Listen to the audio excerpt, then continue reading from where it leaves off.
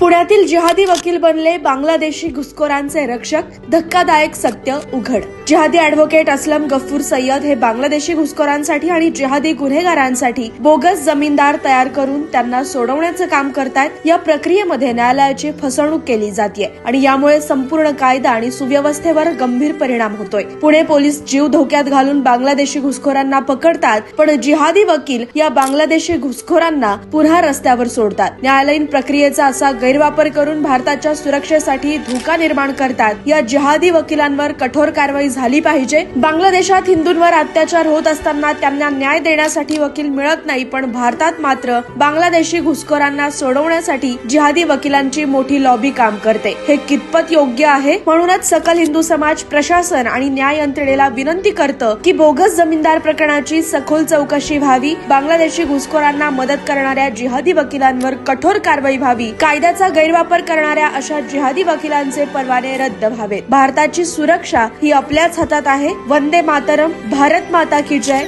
Jai Hind.